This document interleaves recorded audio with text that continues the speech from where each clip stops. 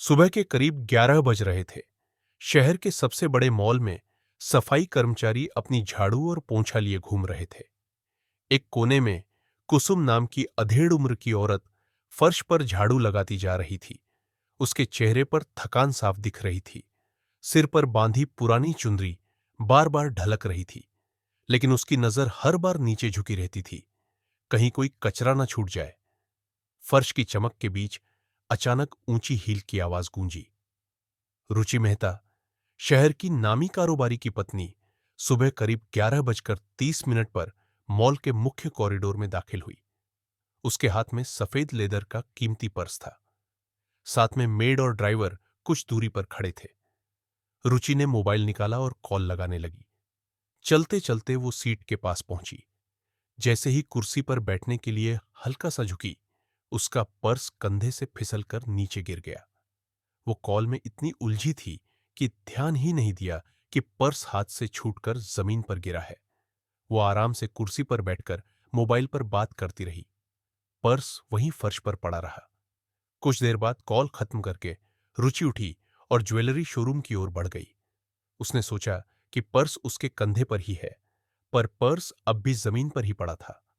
करीब 5 मिनट बाद कुसुम अपनी झाड़ू लेकर उसी कॉरिडोर में सफाई करते हुए पहुंची। उसकी नजर फर्श पर पड़ी। सफेद लेदर का पर्स पड़ा था, जैसे किसी के कंधे से फिसल कर गिरा हो। कुसुम ने चारों तरफ देखा। वेटिंग कुर्सियां खाली थीं। पास ही शोरूम का गेट खुला था, लेकिन अंदर कौन था, यह उसे पता नहीं। कुसुम के मन में कई ख्याल आए। कहीं कोई और इसे उठाकर ले न जाए। मॉल की चीज मॉल में लौटानी चाहिए। वो थोड़ा झिझकी, फिर धीरे से पर्स उठाया। सामने दूर कॉरिडोर में सिक्योरिटी डेस्क दिख रहा था। कुसुम ने पर्स सीने से लगाया और तेज कदमों से डेस्क की ओर चल दी। उधर ज्वेलरी शोरूम में रुचि ने एक सोने की चेन, हीरे की 2 अंगूठियां और एक नेकलेस चुन लिए थे। कुल कीमत करीब 4 लाख रुपए से ज्यादा हो चुकी थी। वो सीधा बिलिंग काउंटर पर चली गई। कैशियर ने कहा, मैम, पेमेंट कार्ड या कैश? रुचि ने आदतन कंधे की तरफ हाथ बढ़ाया, पर कंधा खाली था। चेहरे का रंग बदल गया। उसने जल्दी से अपनी मेड की तरफ देखा। मेरा पर्स कहाँ है? मेरा पर्स? मेड बोली। मैम, आपके पास ही था। रुचि की सांसें तेज हो गईं। मोबाइल अब भी हाथ में था। वो एकदम घबराई हुई आवाज में बोली, तुम यहीं रुको, मैं देखती हूं। वो लगभग दौड़ते हुए शोरूम से बाहर निकली। सीधे उसी वेटिंग एरिया में पहुंची जहां कुछ देर पहले कुर्सियों पर बैठकर कॉल कर रही थी। उसने चारों तरफ नजर दौड़ाई। कुर्सियां खाली थीं। फर्श पर कुछ नहीं था। पर्स कहीं नहीं दिखा। रुचि का चेहरा सफेद पड़ गया। मेरा पर्स, सब कुछ उसी में था। कार्ड, पैसे, सब। मेड भी हांफती हुई पहुंच गई। एक दुकानदार धीरे से बोला, मैम, अभी थोड़ी देर पहले एक सफाई वाली यहां झाड़ू लगा रही थी। रुचि का माथा तमतमा गया। उसने पलट कर कहा, तो उसी ने उठाया होगा, कोई और नहीं था यहां। रुचि की तेज आवाज सुनकर भीड़ जमा हो गई। सिक्योरिटी डेस्क से एक गार्ड दौड़ कर आया।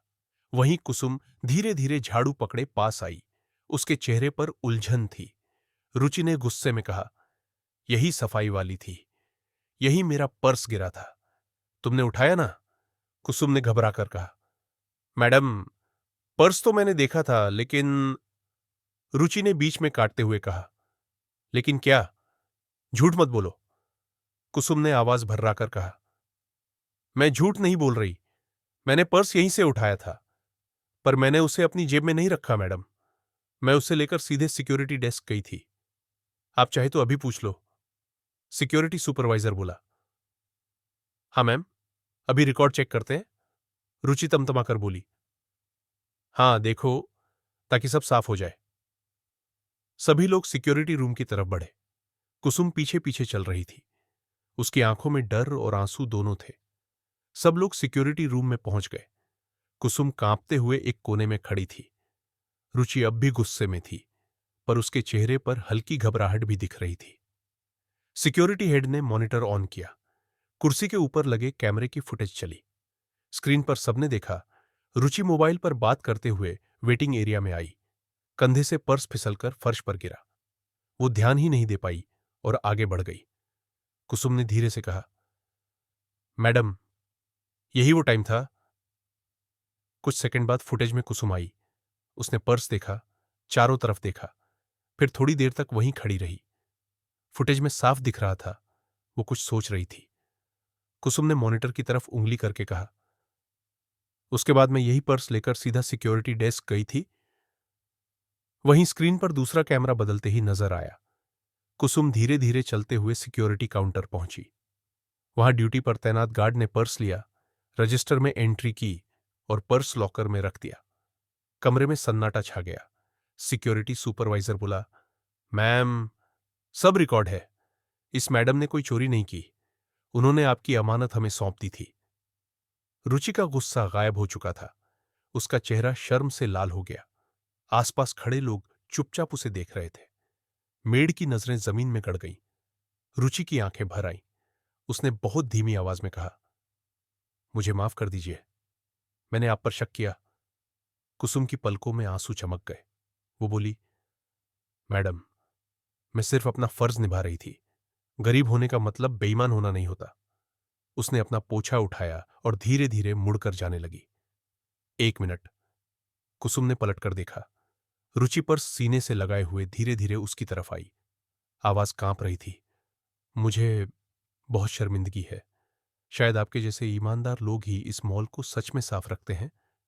रुचि ने अपने पर्स में हाथ डाला, वॉलेट से 10,000 रुपये निकालकर सामने बढ़ा दिए। ये छोटा सा शुक्रिया है आपकी ईमानदारी का। मैडम, मैं ये पैसे नहीं ले सकती। रुचि ने हाथ पकड़ लिया। ये भीख नहीं है, ये मेहनत और ईमानदारी की इज्जत है। आप इसे अपनी बेटी की पढ़ाई में लगाइए। कुसुम की आवाज रुक गई, सिर्फ आंसू निकल आए। मॉल में खड़े लोग ताली बजाने लगे। कुसुम ने हाथ जोड़कर कहा, आज लगा, मेरी गरीबी मेरी कमजोरी नहीं है, मेरी सच्चाई ही मेरी ताकत है। और वो झाड़ू हाथ में लेकर अपनी सफाई पूरी करने लगी। मॉल में सबकी निगाहें झुकी रहीं। कभी किसी की हालत देखकर उसकी नीयत पर शक मत करना, क्योंकि दुनिया आज भी उनकी वजह से चलती है जिनके पास बहुत कम है, मगर दिल सबसे बड़ा है।